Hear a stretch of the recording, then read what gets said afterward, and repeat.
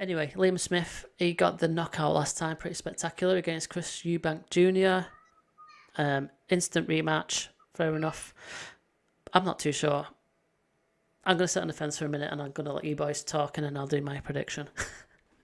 Alex, you go first, mate. What do you think? Man, so I don't know if I became biased because I can see that Chris Eubank does have a little bit of that American schooling, and I like his style. He can be slick. He when he wants to, he's gonna want to punch right through you. Mm-hmm. We've seen a couple of his nice knockouts, and I felt like he was controlling that first fight. Liam did have a good round right before the stoppage, and then I think Chris Eubank had a little too much belief in his athleticism and slickness, and got knocked senseless, Mm-hmm. got knocked out senseless. So I know Liam Smith is going to. He knows he can hurt him. I think that was a big question because Eubank fought at 168 before, and Liam Smith is really majority of his career has been at 154. Yeah. So he knows he can hurt him. He's had some good performances now. He's definitely he may feel like he's peaking.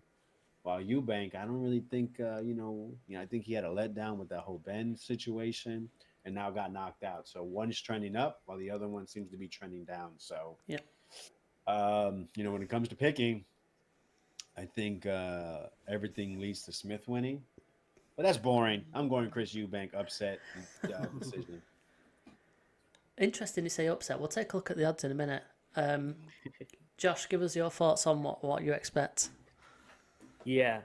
So I know for a fact that in the past we've talked about the fact that Liam Smith was a fighter who was trending upwards, and he's a better fighter now than what we saw in that Canelo fight. And I think he's just on his game right now. As far as Chris Eubank, I think we could all say that while he's had some success, there's probably a bit of a higher ceiling we thought he would get to. And that seems to be derailed each time he goes up against a better boxer, And I think if you just look at it from that standpoint, Liam Smith, you can argue, is the better boxer. Chris Eubank also switched trainers. I don't think Roy Jones necessarily was the issue as far as what happened to him in that last fight, because Alex mentioned, yeah, he was winning the first bit of that fight, but maybe that means that he's in his head a bit himself and he's looking to switch things up after putting in all this time with Roy Jones because they've been working together for a good bit. I just don't know how that's going to favor him. I can't remember who his new trainer is, but I remember seeing a video of. Bomac. Okay, yeah, Bomac, yeah, Bomac. So, yeah, is that enough time? I don't know. I don't think it's enough time to really switch up from kind of what he had become, what he kind of switched his identity to, post Billy Joe Saunders, I guess you can say. So I'm gonna lean Liam Smith, and I know coming into that last fight when we discussed it, we all mentioned that hey, Liam Smith, hey, he could do some things in there, it'd be tough, and we all thought that Eubank might be you're just a little bit too big for him, and ended up getting that stoppage, and it turned out to be the other way around with him getting the stoppage. I can see, yeah, leaning and taking that bet on Eubank, upsetting the apple cart in some sense, landing something in a similar capacity to what we thought in the first fight. I'm gonna lean Liam Smith in this one just because I think, yeah, he's been on a good career trajectory thus far here over the last few years, and maybe Chris Eubank Jr. finally overcomes that hump and does what we tend to expect him to do when he goes into a big fight. We'll see. Okay. I think that was a pick for Liam Smith. I know Yeah, you, yeah, yeah. It that is. was tactical. That was tactical. But Crossed his T's and dotted his eyes there. yeah, cover yourself. That's fine. um, and you know what? It is that close of a fight, though, isn't it? I think I'm going to stick with, like the first time round. I think it was supposed to be a Chris Eubank Jr. win, and I think that is what's going to happen this time. I think he might have learned from his mistakes last time. I don't know. I just got a feeling that he's gonna win it this time round, as it was probably expected to happen the first time. Um, Mm. it's not exactly the same as like a Joshua versus Ruiz, where it was an absolutely huge shock out of nowhere, instant rematch, and then the right winner wins, and things move on as they were supposed to in the first place. I think this was a closer fight than that ever was, but it kind of has that same kind of feel to me, where it's an instant rematch, and I'm just expecting Chris Eubank Jr. to get the win, probably on points. I think this time. I'm just looking at the betting odds. This is in the UK fractions. That's in The correct UK English. the correct format, and you can see that it is still razor tight. But this time the bookies do have Liam Smith as a favourite, only very very slightly, 4-6, 7-5 Chris Eubank. So it's a 50-50 fight. That means to win $4, you bet $6. Correct, right? yeah. And then to win 7, you bet 5. Okay, cool, yeah. And I should add, I do think that it goes the distance. I'm still going with Liam, but I think it's a distance Okay. fight this time around. Would you go with that as well, Alex? Yeah. I got Eubank winning. He got to play it safe, right?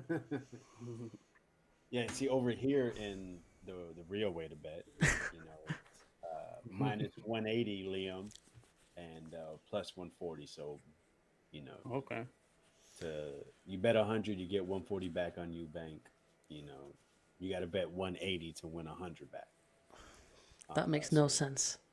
The Per 100, baby. Per 100. smaller numbers are easier to work out. Nah, man. Bet $100 to win $100. I always quite gorgeous. Yeah, I gotta say, I kind of like the smaller numbers as well, right here. Now that I think about it, there, Jim, I'm with you. Yeah, man, convert you to our fractions. I was in these closer fights. I quite like looking down at the method of victory, because that breaks it down into a win by stoppage or a win by points, and then you kind of get a bit of a better flavour of what the expectation is. So you see there, Smith by an actual stoppage or disqualification is the lowest odds, and then you get Eubank decision as the next one, and then Smith by decision is 3-1. If you think it's going to go to points and win, that's fairly decent. And then Eubank for a stoppage is as low as 9-2. Any odds on a low blow? Well, it depends who's judging that. I wouldn't put it to the bookmakers. I won't trust them. And if you want to draw 20-1, possibly. Anyway, let's go back and see. In fact, there's not a lot of excitement on that undercard. So if Chris Eubank loses again, do you think that he calls time on his career? Well, yeah, interesting. Certainly interesting. He's in an interesting place if he loses again. I will say, I feel like he may not want to, but certainly something for consideration. How about you, Alex? I mean, it depends on what he wants to be seen as. I mean, honestly, Yeah. what is it that he's trying to accomplish? I mean, because it doesn't really seem for titles. Because when he was on that PBC side, that fight with Charlo was there.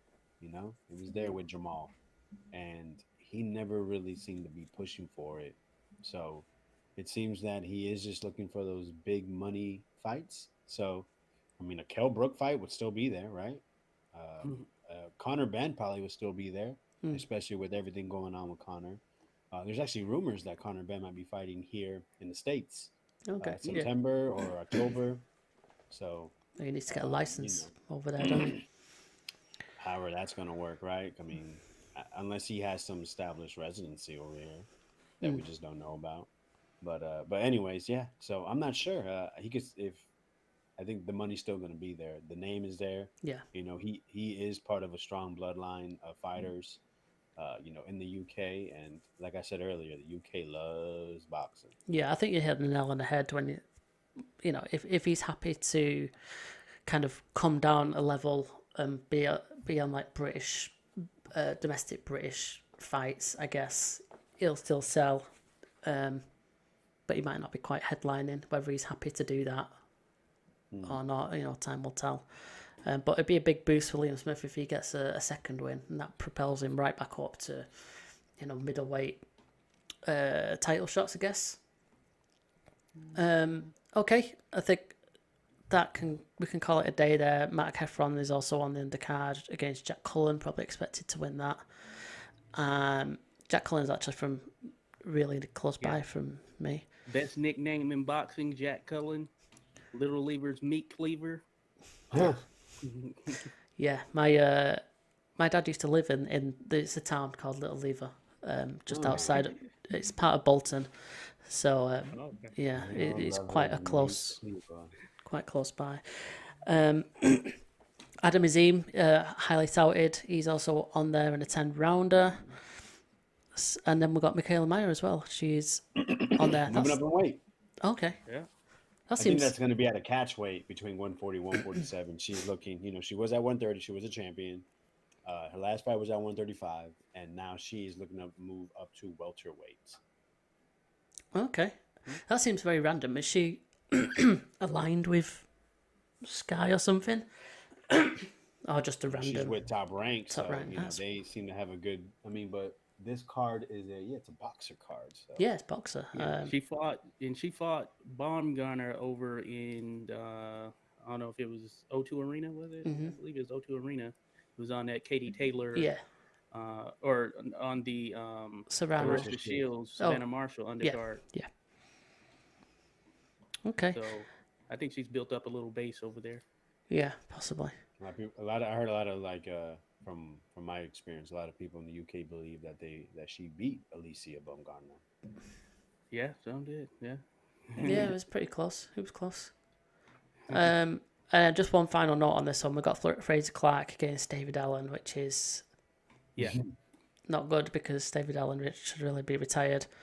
Like I said, man, they be retired. They're retired, and then that check comes. That check is always good enough when it comes to heavyweight. So. Yeah, I think that's an interesting fight because I'm not sold on Big Frage, and I want to see what David Allen does. Yeah, it got a lot of stick from British boxing fans for being made because really it should be operating at a level higher than this, but it is what it is. Turned down Fabio Wardley for this. Yes, right? I believe he had a fight before, but I believe so. So interesting, very interesting. And Flora Marco is on as well.